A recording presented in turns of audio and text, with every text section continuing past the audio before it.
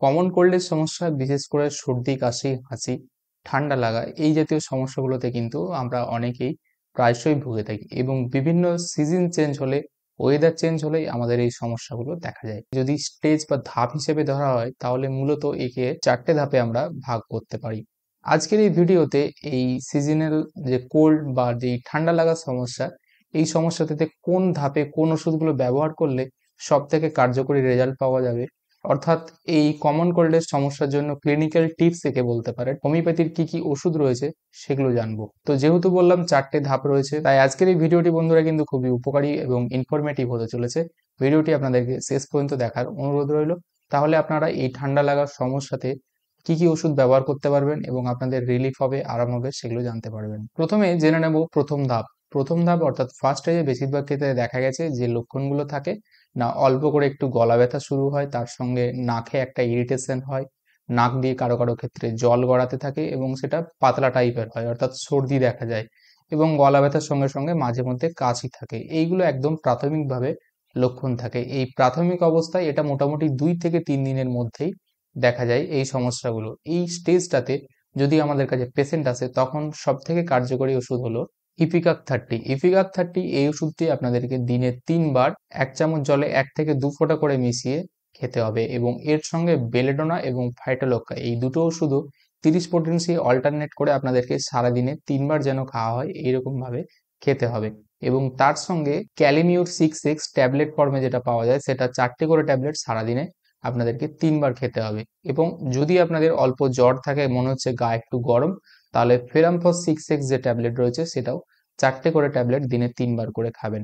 এবং এইভাবে এই ওষুধগুলো আপনাদের 2 থেকে 3 দিন খেলেই কিন্তু আপনাদের যদি এই প্রথম স্টেজের এই সমস্যাটা হয় তাহলে কিন্তু এই সমস্যাটা একদমই নির্মূল হয়ে যাবে বা পরবর্তী স্টেজগুলোতে আর যাবে না। এবারে আসবো দ্বিতীয় স্টেজের কথা। এই স্টেজেও অনেক সময় পেশেন্ট আসে এবং তখন সে ফার্স্ট স্টেজটা পেরিয়ে আসে এবং এই সময় কাশির পরিমাণটা একটু বেড়ে যায়, সর্দির পরিমাণটাও একটু বেশি হয়, তার সঙ্গে গলা ব্যথার পরিমাণটাও বেশি হয় এবং তার গলায় একটা অস্বস্তি থাকে। এবং এই সময় যে বাইরে সর্দি বা মিউকাস বেরিয়ে আসে সেটা কিন্তু খুব সহজেই বেরিয়ে আসে এবং এটা একটু পাতলা টাইপের হয়, তখনও কিন্তু গাঢ় বা একদম মোটা হয় না। এইটা হচ্ছে সেকেন্ড স্টেজ বা দ্বিতীয় ধাপ। এবং এই সময় অনেকেরই হাঁচিও হতে পারে, তার সঙ্গে কাশির পরিমাণটা কিন্তু অনেকের বাড়ে, অর্থাৎ কাশি হয়তো 2 বার 3 বার 4 বার একসঙ্গে হচ্ছে, সারাদিনে অনেকবার কাশি হচ্ছে বা কারো ক্ষেত্রে রাত্রেবেলা কাশির পরিমাণ বাড়ছে, এইরকম লক্ষণগুলো কিন্তু দেখা যায়। তো এই দ্বিতীয় স্টেজের ক্ষেত্রে যে ওষুধগুলো আপনারা ইউজ করবেন, আর্সেনিক অ্যালবাম 30, তার সঙ্গে বেলেডোনা এবং ফাইটোলক্কা 30, এক্ষেত্রে 3টে ওষুধই আপনাদেরকে সারাদিনে 3 বার করে খেতে হবে এবং অল্টারনেট করে আপনারা এইভাবে 3 দিন খাবেন, অর্থাৎ আর্সেনিক অ্যালবাম 30, বেলেডোনা 30, ফাইটোলক্কা 30 সারাদিনে যেন 3 বার করে হয়। 1 চামচ জলে 1 ফোঁটা করে মিশিয়ে প্রত্যেকটা ওষুধ খাবেন। এইভাবে আপনাদেরকে 3 দিন খাওয়া হলে কিন্তু এই দ্বিতীয় স্টেজের যে সমস্যা সেই সমস্যাটা কিন্তু দূর হয়ে যাবে। এবারে আসি থার্ড স্টেজের কথাতে। থার্ড স্টেজে দেখা যায় যে সেকেন্ড স্টেজে আপনাদের যে কফ, সর্দি, কাশি ছিল তার থেকে কিন্তু সেগুলো অনেকটা মোটা হয়ে যায়, পুরু হয় এবং এর পরিমাণও কিন্তু একটু গাঢ় হয়, বেশি পরিমাণে হয়। কারো কারো ক্ষেত্রে দেখা গেছে যে কাশির পরিমাণটা বেড়ে যায় এবং কাশির সঙ্গে সঙ্গে কিন্তু এগুলো আর বাইরে বেরিয়ে আসতে চায় না, অর্থাৎ বাইরে বের করতে কিন্তু অনেক কষ্ট হয়।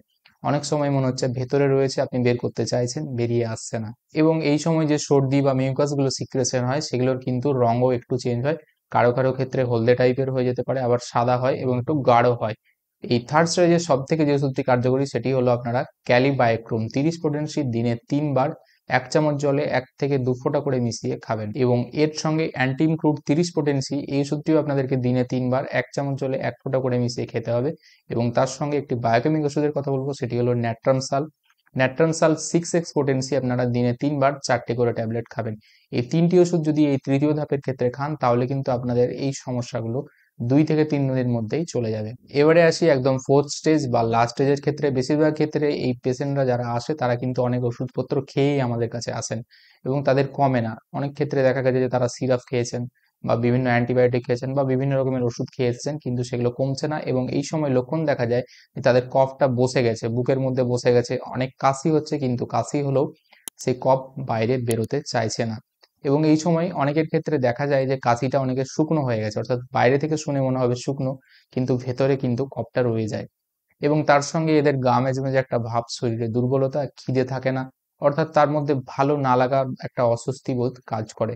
এবং এই ফোর্থ স্টেজটাতে কিন্তু হোমিওপ্যাথির একটি ওষুধ রয়েছে যেটি সব থেকে কার্যকরী, সেটি হলো অ্যান্টিমটাট। এক্ষেত্রে অ্যান্টিমটাট 30 পোটেন্সি সারাদিনে 3 বার আপনারা 1 চামচ জলে 1 থেকে 2 ফোঁটা করে মিশিয়ে খেতে পারবেন এবং এইভাবে 3 থেকে 4 দিন আপনাকে খেতে হবে এবং তার সঙ্গে মাক্সল এবং ল্যাকেসিস এই দুটো ওষুধ যদি লক্ষণ ভিত্তিতে ইউজ করা যায় তাহলে কিন্তু খুব তাড়াতাড়ি রেজাল্ট পাওয়া যায় এবং আপনার এই যে সমস্যা যেটা দীর্ঘদিন ধরে আপনি ভুগছেন বা কষ্ট পাচ্ছেন সেটা কিন্তু খুব তাড়াতাড়ি রিলিফ হয়ে যাবে। এবং এক্ষেত্রেও মাক্সল 30 পোটেন্সি অথবা ল্যাকেসিস 30 পোটেন্সি আপনারা খেতে পারেন, দিনে 2 বার করে খেতে পারেন, 1 চামচ জলে 1 থেকে 2 ফোঁটা করে মিশিয়ে ওই 3 দিন আপনাদেরকে খেতে হবে। সুতরাং এই ঠান্ডা লাগা, কমন কোল্ড, কফ, সর্দি, কাশি, হাঁচি এই সমস্যার জন্য এই 4টে স্টেজের কোন ওষুধগুলো কোন স্টেজের ক্ষেত্রে সব থেকে কার্যকরী বা কি ওষুধ ইউজ করলে আপনারা রেজাল্ট পাবেন এবং কি ওষুধ ব্যবহার করলে আপনাদের এই সমস্যাগুলো দূর হয়ে যাবে সেগুলো আমি আপনাদেরকে জানালাম। তবে এক্ষেত্রে আরেকটা জিনিস মনে রাখতে হবে, এই ওষুধের সঙ্গে সঙ্গে আপনাদেরকে কিন্তু গরম জলের ভেপার বা বাষ্প যেটা